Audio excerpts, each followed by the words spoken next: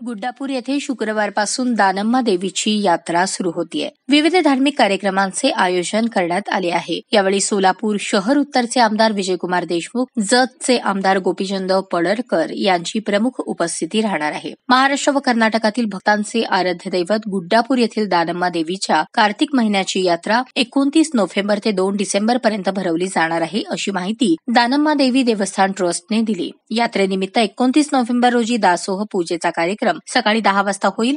पब्र गुरुपाद शिवाचार्य हिरेमठ गुड्डापूर आणि श्री पब्र डॉक्टर जयसिद्धेश्वर शिवाचार्य महास्वामी संस्थान हिरेमठ गोडगाव यांच्या हस्ते पूजा होणार आहे.